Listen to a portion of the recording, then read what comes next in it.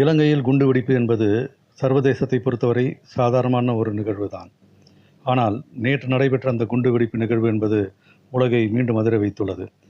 கிட்டத்தட்ட 10 ஆண்டுகளுக்கு பிறகு, அதாவது விடுதலை புலிகளின் கணக்கை முடித்த பிறகு, இலங்கையில் நடைபெற்றிருக்கக்கூடிய ஒரு மிக கொடூரமான சம்பவமாக இந்த குண்டுவெடிப்பு சம்பவம் கருதப்படுகிறது. 200க்கும் மேற்பட்டவர்களை பலிவாங்கியுள்ளது இந்த குண்டுவெடிப்பு சம்பவம். இதன் பின்னணியில் சர்வதேச சதி இருப்பதாக சந்தேகிக்கிறார் நமது அரசியல் 360 சேனலில் தொடர்ந்து பங்கேற்று வரும் அரசியல் விமர்சகர் திரு ஸ்டான்லி.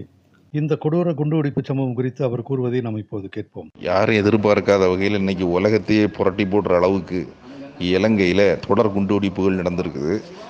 இந்த தொடர் குண்டுவெடிப்புகள் என்ன மாதிரி விளைவுகளை ஏற்படுத்தும் அப்படிங்கிறத நம்ம பார்த்தாலும், முதல்ல நம்ம என்ன சொல்லலாம் அப்படின்னா, இது இலங்கைக்கு புதுசு. எதுக்கு புதுசு? அந்த நாடு ஏகப்பட்ட கலவரங்களை பார்த்துருக்கிறது, ஏகப்பட்ட குண்டுவெடிப்புகளை பார்த்தாலும், முதல் முறையாக கிறிஸ்தவ தேவாலயங்களையும் ஸ்டார் ஹோட்டல்களையும் குறிவைத்து நடத்தப்பட்ட ஒரு தாக்குதல் அப்படிங்கும்போது இது முக்கியமான கவனம் இருக்கிறது. ஏன்னு கேட்டிங்கன்னா, இதுவரைக்கும் இலங்கையில் கிறிஸ்டியானிட்டி உள்ள கோயில்களை இதுவரைக்கும் கிறிஸ்டியானிட்டி உள்ள இடங்களை யாருமே தாக்கலை. எல்டிடியும் அது செய்யலை, இலங்கை அரசாங்கங்களும் செய்யலை, எந்த விதமான இதுவும் வரல. ஏன்னா கிறிஸ்டியானிட்டியில் எல்லா இனத்துக்காரங்களும் இருக்காங்க. சிங்களர்கள் இருக்காங்க, தமிழர்கள் இருக்காங்க, எல்லாருமே இருக்கிறாங்க.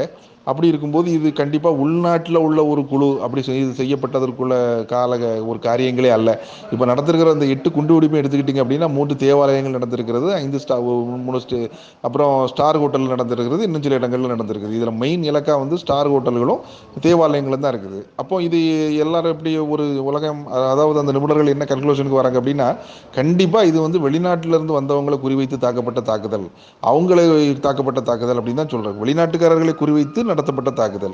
எப்படி எந்த மாதிரி கேட்டகரியில் நடந்திருக்காங்க அப்படின்னா, உங்களுக்கு தெரியாததில்லை, இந்த பாலி ஐலாண்டில் ஒருக்கா நடந்தது. கிறிஸ்மஸ் தினத்தன்று ஒருக்கா தாக்கினார்கள். ஜமா இஸ்லாமியா அப்படின்னு ஒரு அமைப்பு தாக்கிடுச்சு.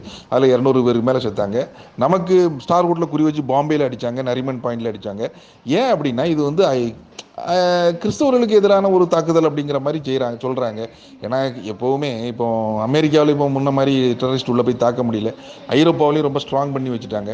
அதனால எங்கே கிறிஸ்தவர்களை அடிக்க முடியுமோ அப்படின்னு சொல்லிட்டு இவங்க அவர்களுக்கு எதிரான ஒரு இயக்கங்கள் பண்ணுது அப்படின்னு சொல்கிறாங்க.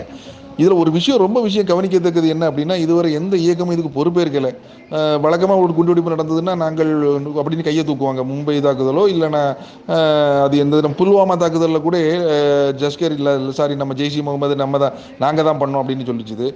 நம்ம பாலி ஐலாண்டுக்கு அல்கைதா பொறுப்பேற்றுது. ஆனால் இதுக்கு இன்னும் யாருமே பொறுப்பேற்கல.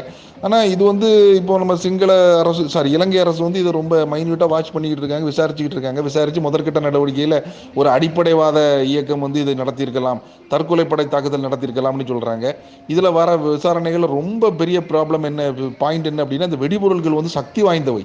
இந்த வெடிபொருட்களை லோக்கலில் உள்ள ஆட்கள் செய்ய முடியாத அளவுக்கு இது ஒரு கடுமையான ஒரு சக்தி வாய்ந்த வெடிபொருள். ஆக இந்த வெடிபொருள் அப்படின்லாம் இங்கே நடந்ததே இல்லை. இது வெளியிருந்து வந்த ஒரு இயக்கமோ சில நபர்களோ தான் பண்ணியிருப்பாங்க.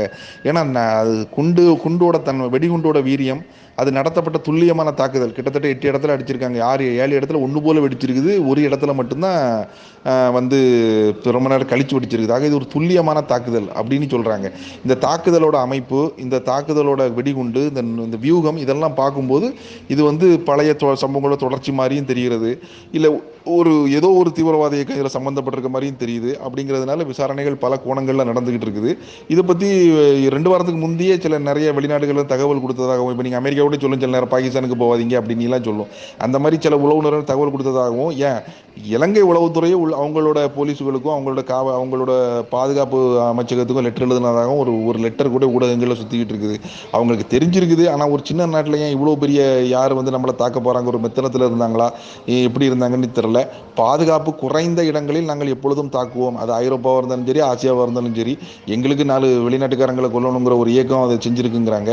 இதுவரை வந்த தகவல் படி 150 பேருக்கு மேலே செத்ததாக சொன்னாலும், ஒரு 15 பேரோ 20 வெளிநாட்டவர்கள் இறந்துப்பட்டதை அந்த தூதரங்கள் உறுதி செய்திருக்கிறது. இது பெரும்பாலும் வந்து இறந்ததில் நிறைய பேர் வெளிநாட்டுக்காரங்க. அதனால் மெதுவாக தான் தகவல் வரும். ஃபார் எக்ஸாம்பிள் இப்போ தான் 3 பேர் இறந்துருக்காங்க இந்தியாக்காரங்கன்னு சொல்லி சுஷ்மா ஸ்வராஜ் சொல்லியிருக்கிறாங்க. எல்லா நாட்டு தூதரகங்களும் கிடக்குது. விஷயங்கள் ஒரு பக்கம் வெளியே வந்துக்கிட்டு இருக்குது, ஒரு பக்கம் விசாரணை நடந்துக்கிட்டு இருக்குது. இலங்கை கடுமையான டென்ஷனில் இருக்குது. அந்த மக்களுக்கு நம்ம இப்போ என்ன இருந்தாலும் பெரிய ஒரு இது தீவிரவாத தாக்குதல்னு யாரும் இன்னும் சொல்லலை, இலங்கை அரசு சொல்லலைன்னா கூட ஒரு அடிப்படைவாத இயக்கம் இதை செய்திருக்கிறது அப்படின்னு அவங்க சொல்கிறாங்க. அதனால இப்போதைக்கு விசாரணைகள் நடந்துகிட்டு இருக்கு. இப்போ யார் மேலேயும் பழி இல்லை, இந்த இயக்கமும் இது பொறுப்பேற்கவும் இல்லை. ஆனால் கிறிஸ்தவர்களை குறிவைத்து தாக்கப்பட்ட ஒரு தாக்குதல் அப்படின்னு ஏதோ ஒரு நாடுகளுக்கு எச்சரிக்கை கொடுக்கும் விதமாக நடைபெற்ற தாக்குதல்ங்கிறது மட்டும் தெரியுது.